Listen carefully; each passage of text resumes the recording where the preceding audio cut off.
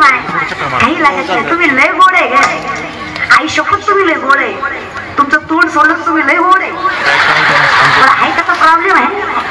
पण त्यात आपली चूक नाही ब्रह्मानं बनवतानाच आपल्याला तसं बनवलं पुरुषाला कंठ दिला बाईला कंठ कंठ कंठ नरड्याच्या आतली गाठ तुम्हाला इथं गाठ बायकांना नाही दादा चीप करू नका असतील मला ईश्वरला असतील दादा तर ईश्वरची नाही असतील पुरुषाला असतील स्त्रियांना ह्याच्या हिशोबानं तुम्ही आतल्या गाठ तसं काय तुमच्या पोटात राहतं आमच्या पण ठेवीत कारण हे जग सांगावं इतकं चांगलं राहिलं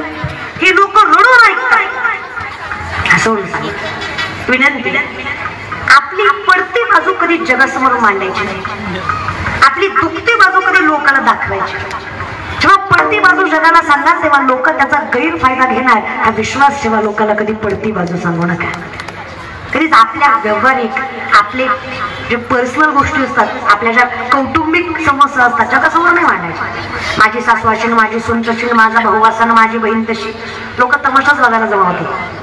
लोकांना किती जवळचा मित्र असला कौटुंबिक फॅमिली प्रॉब्लेम कधी नाही सांगायचे हर किसी के सामने अपने आंसू गिराया मत करो अपने दिल का हाल हर किसी को बताया मत करो मुट्ठी में नमक लेकर चलते हैं ये लोग हर किसी को अपना जखम दिखाया मत करो गरज नाही लोकांनी तोडायला बसले मग कुठे सांगायचं जाऊ देवाची या गावा देव येईल विसावा देवा सांगू सुख दुःख देव निवारील भूक त्याला सांगू वाहे माऊलीचे चित्त तो ऐकतोय त्याला कळतंय या विषयात मग नारद फिरले पण बायको एकही नाही अशी तर देव नाही देव सगळीकडे 16,107 जामवंतीचा अस्वलींची कन्या पण सगळ्यात एक योगेश्वर भगवंतीचा नारदाची मनोमन इच्छा ही भेटावी पण देव तिला सगळं फुगडी खेळत होते शेवटचा घर पट्टराणी कोण रुक्मिणी आई तुळशीला पाणी घालत होत्या नारदांनी पाहिलं एकट्याच आहे नारदाच्या मनात लाडूच फुटले नारद म्हणले आलतू फालतू नाही पट्टराणी आईसाहेब म्हणल्या रोज आईसाहेब म्हणणार गबाळ डायरेक्ट रुक्मिणीवर पिसाळलं का काय नारद नाही नारद राव म्हणायचं का तुमच्या नवऱ्यानं सांगितलंय जिथं मी नाही तिचा नवरा तू रुक्मिणी मातेला लगेच कळलं देवानं हे गबाळ माझ्याकडे सुधरवाय पाठवलं आता सगळेच काम काही मुख्यमंत्री करतो का काही उपमुख्यमंत्री काही आमदार काही खासदार असं खाली असतं ना कसं मग हे उपमुख्यमंत्र्याला दिलं होतं महाराज बरं का मुख्यमंत्री बिझी होते की नाही हे कळतंय ना दुसरीकडे नेऊ नका महाराज बरं इथेपर्यंत मग देव बिझी होता देवाला रुक्मिणी मातेकडे पाठवलं रुक्मिणी माता म्हणले खरंय नारद असंही वाटून देवाचं प्रेम माझ्या वाटेला लय कमी येतं तुमचा माझा राजा राणीचा संसार कसं पण कसं ना नारदराव मी असंच तुमच्या हाताला धरून धाराशिव मध्ये गेले की लोक काय म्हणतील कृष्णाची बायको रुक्मिणी नारदाच्या हाताला धरून आले लोक चांगलं म्हणतील का लोकांची बायको घेऊन फिरल्यावर लोक चांगलं म्हणतात का आपली घेऊन फिरल्यावर कोण नावं ठेवतं का कळतंय का तुम्हाला हुशार आहे तशी तुम्ही घ्या समजून घ्या मग म्हणजे आपण काय करू विधिवत लग्न करू ऑफिशियली मी तुमची बायको होते मग काय हरकत आहे मग पाहिजे तिथं फिरू नारदा नाही पटलं ते म्हणले एक काम करा त्याच्या आधी समोर एक कुंड आहे त्या कुंडात जाऊन आंघोळ करून या तोपर्यंत मी विधीची तयारी करते गोड बोलून रुक्मिणी मातेला नारदाला अशा कुंडात पाठवलं जे पार्वती मातेने शापित केलं होतं महादेवाशिवाय जो कोणी यात आंघोळ करीन त्याचं लिंग प्रवर्तन होईल कळलं त्यालाच कळलं नारद आत गेले खरं पण वर आले नाही वर आली उगाच्या उगाच धोतर गेलं साडी आली चांगले नारायण करीत होते चिपड्या गेल्या मागण्या आल्या लग्नीत मुरमीत ठशीत बोर मारून चपल आणून चेटल असली चवळीच्या शेंगासारखी फेकली ना माझ्यातनं बाहेर जिथं निघाली नारद तिथं बही नारदी नारदांची काय झाली नारदी झाली जिथं निघाल्या तो पुरण त्या वनामध्ये पोळ्याचा राजा देवा राजा नावाचा राजा अकरा विक्रा खांद्यापर्यंत केस इथं पेटी बांधलेली काळा कुळकुळीत उगस धान शरीर महाराज तसल्या येड्याला तसल्या रानात तसली दिसली स्त्री दिसली त्याला मोहा आवडतोय धरली हाताला त्या म्हणल्या तुला माहित नाही मी कोण आहे त्या म्हणल्या येड्या मी आताच बदलले का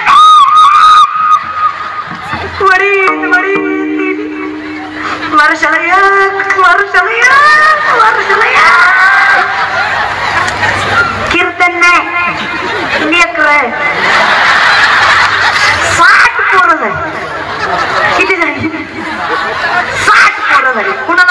अहो येडे हो नारदी ना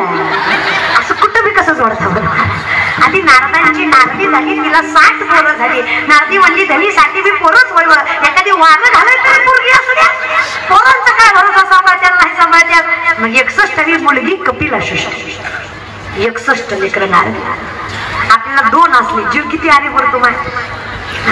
असं वाटतं या दोघांना बी मारावं आपण बी दिसल्यावं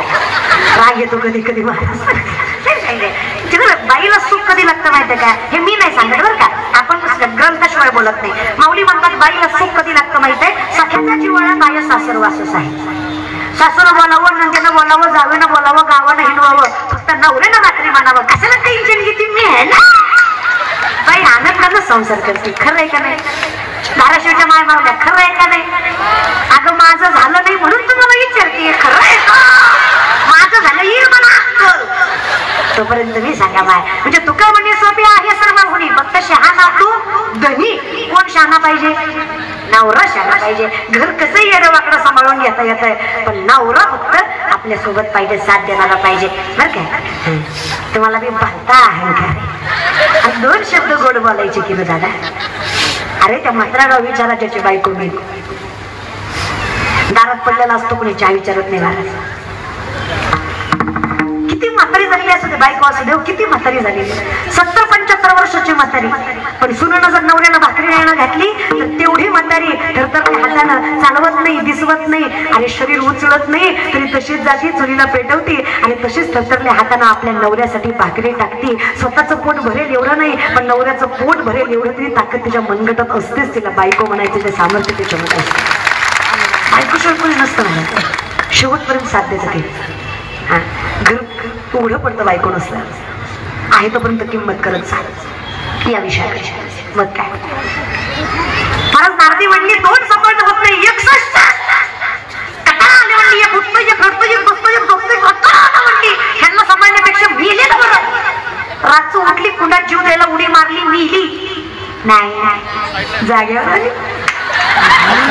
शेंडी जाग्यावर पुन्हा नारदीचे नारद झाले नारद गुंड सुटलो काय पटविण्या पाण्याच्या बाहेर आल्या गळ्यात विना हातात चिबड्या नाव रुक्मिणी माता दारातच हार घेऊन उभा होते नारदराव कशाचा नारदराव रावत राहिला नाव आई साहेब आई साहेबच बरं मी काय म्हणतो चुकलो होतं तर तोंडानं सांगायचं नाही चुकलो होतं तोंडाला हाणायचं 61 बाळात पण तेवढी बरी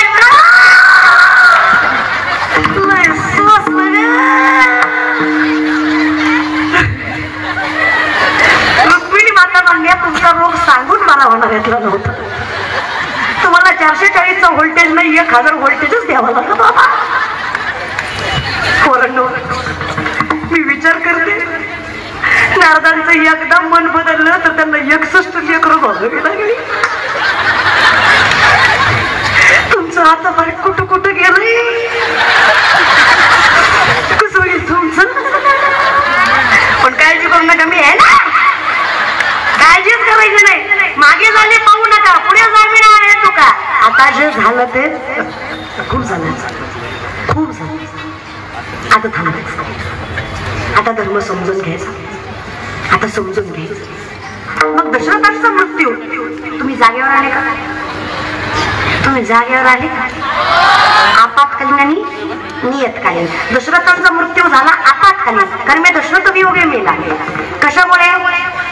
जिथे माझ्याकडे गिल्ट आहे की माझ्यामुळे माझ्या पोराला वनवास भोगावा लागलाय हे सहन नाही झालं म्हणून दशरथ स्वतःहून जीव सोडतात ब्रह्माला सांगतात जर माझं आयुष्य वाचले तर माझ्या रामाला द्या रामायण नीट ऐका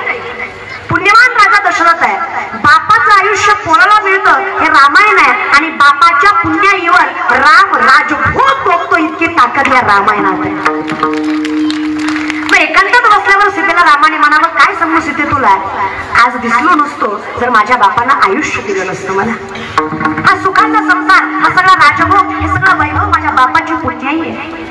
माझा बाप माझ्यासाठी टाकून गेली निराशी सीतेला पटकन सिंहासनावरचं उठावून पायाशी येऊन बसावं. रामानं सांगावं एकांताचं काळ आहे सीते, पायाशी का बसलीस का? प्रभू, जर माझं आयुष्य माझा संसार तुमच्यापर्यंत इथपर्यंतच होता तर मी सत्वाला धरून चालणारी सीता, जनक राजाची सत्वशील कन्या आहे. जर नियतीने माझा आणि तुमचा सहवास इथपर्यंतच लिहिला होता तर एकाच शरीर, एकाच आत्मा, एकाच आयुष्य असा संसार मला तुमच्यासोबत जमणार, असा अर्धवट संसार मी करणार नाही. म्हणून स्वतःहून सत्व सांभाळण्यासाठी सीतेने राजभोग सोडला. नवरा जिवंत असताना त्याचा त्याग केला. इतकी ताकद त्या सीतेने तिला सीता म्हणावं म्हणून रामायण झालं. कोण बोललं म्हणून सीताला वनवासाला पाठवलं नाही, सीता स्वतःहून वनवासाला गेली. ताकद स्त्रीमध्ये. कोणी काही बोललं म्हणून काही ऐकायचं नाही, विचार करायचा, जरा वाचायचं, जरा पुढे जायचं. 5000 वर्षापूर्वी घडलेलं सगळ्यात मोठं महायुद्ध म्हणजे महाभारत. तेव्हा विश्वात फक्त 13 ते 14 माणसं जिवंत राहिली. त्यांनी आपल्यापर्यंत धर्म पोचवून किती पोचवलं असणार. खूप बाकी आहे म्हणून शिकायचं, खूप कणभर मिळालंय आपल्याला. एक पान सुद्धा भेटला नाही आपल्याला, अख्खं पुस्तक बाकी अजून. जरा विचार करायचा, हे मिळवायचा प्रयत्न करायचा, बाकी सगळं चालतच आहे की. आणि विचारलं देवाला एवढी ताकद स्त्रीमध्ये आहे. मग तुकोबरा तुम्हाला काय वाटतं? तुकोबरे म्हणले मला एवढंच वाटतं की माझ्या पांडुरंगाची जागा फक्त आई घेऊ शकते, एक स्त्री घेऊ शकते. जिथे माझ्या देवाला न सांगता कळतं तिथं पृथ्वी तलावर सुद्धा कुणाला तरी न सांगता, जसं पांडुरंगाला सांगायची गरज पडत तसं एक अजून एक व्यक्तिमत्व आहे ज्याला सांगायची गरज पडत नाही. बाळ नेमकं पोटात दुखतं म्हणून रडतंय, झोप लागली म्हणून रडतंय, भूक लागली म्हणून रडतंय, का कुठे काही चांगलंय म्हणून रडतंय, आईला सांगावं लागतं का? मग जसा तिथे पांडुरंग आहे तसं माझ्याकडे सुद्धा एक व्यक्तिमत्व आहे. तुकोबाराय सांगतात ते व्यक्तिमत्व म्हणजे लेकराचे हित आहे माऊलीचे चित्त,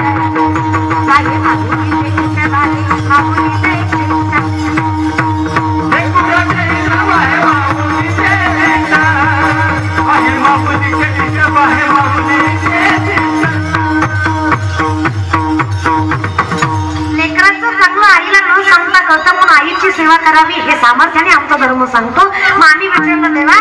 तुम्हाला जर म्हणायचं तर बाप म्हणावं, आईच का म्हणावं? तर कोवराय म्हटले आईच म्हणावं, कारण एकमेव नातं आहे जे निस्वार्थी प्रेम करते. प्रेमाच्या बदल्यात काही माग पुंडलिकाच्या आई बापाच्या कमरेत वाद घातली, मायबाप दारात बापाच्या डोळ्यात पाणी आलं आणि बाप आईला म्हटलं रक्ताचं दूध करून याला पाजलंच केलं. याचे प्रत्येक संकट स्वतःच्या वाट्याला घेतलीस, त्याच्या प्रत्येक खोऱ्या पदराच्या आड घातल्यास, लहानाचं मोठं केलंस, हाडा मासाचं बनवलंस, तू काळा सहन करून ह्याला जन्माला घातलंस. अगं नवसं सायस याच्या सुखासाठी याच्या समाधानासाठी केल्या. अरे याला कधी आजारपण आलं तर तू रात्र जागायचे, अगं ओल्या जागी स्वतः झोपायचे आणि कोरड्यात जागी त्याला झोपवाय. हाच का तू बायकोच्या प्रेमापोटी कमरेत लाता घालून घराबाहेर काढलं ग? आई कशाला म्हणतात महाराज? आई बापाला म्हणते कशाला एवढं मनावर घेतो आपलंच. मांडीवर होता तेव्हा लाता मारायचंच की, तेव्हा कुठं वाईट वाटून घेतलं, आता मारले म्हणून काय झालं? पुंडलिकाचा बाप म्हटला आईच्या प्रेमाला लाज नसतं, ते खोटं नाही. तेव्हाच्या लाता निस्वार्थी होत्या पण आत्ताच्या लाता स्वार्थी आहेत. या लाता